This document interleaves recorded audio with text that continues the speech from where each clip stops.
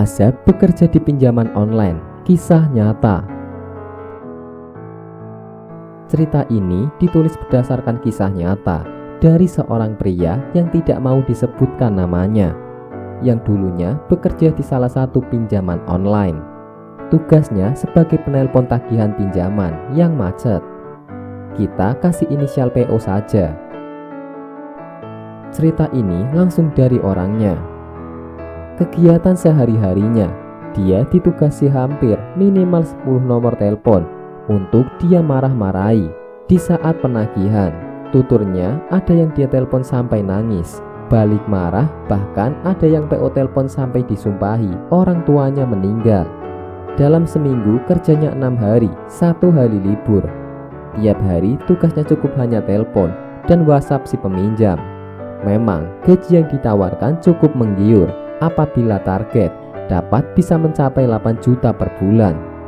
Cuma lama-lama yang dirasakan terasa membingungkan.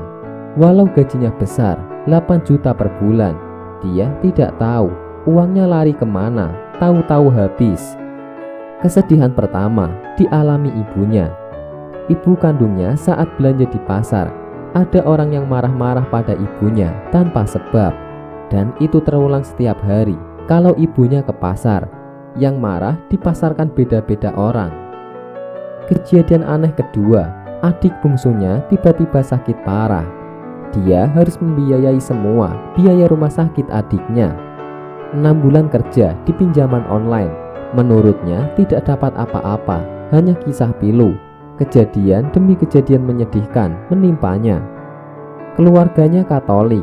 Dia tidak memberitahu pada keluarganya di mana dia bekerja. Tahu keluarganya dia bekerja di leasing motor sebagai kolektor. Kisah yang paling memilukan yang tersedih bagi dia setelah adik bungsunya meninggal karena sakit parah dan tekanan batin. Setelah ditelaah, adiknya terjerat pinjaman online hampir 10 aplikasi, tapi orang tua dan saudara-saudaranya tidak ada yang tahu. Mulai dari kejadian itu, dia keluar kerjanya karena merasa bersalah. Perlakuan yang dia berikan, marah-marah terhadap peminjam yang macet, mungkin dialami adiknya di aplikasi pinjol lain. 2 bulan setelah dia keluar kerja dari pinjaman online, dia mulai bekerja di tempat baru di sebuah perusahaan yang bergerak di bidang farmasi. Walau gajinya hanya 4 juta, mulai kerasa bisa membantu kedua orang tuanya. Dan kejadian-kejadian yang menimpa ibunya di pasar mendadak tidak pernah lagi terjadi. Mungkin itu yang dapat saya sampaikan. Mudah-mudahan dengan adanya cerita seperti ini membuat kalian semua bisa belajar. Buat apa kita kerja gaji besar tapi tidak berkah dan tidak diridhoi Tuhan kita.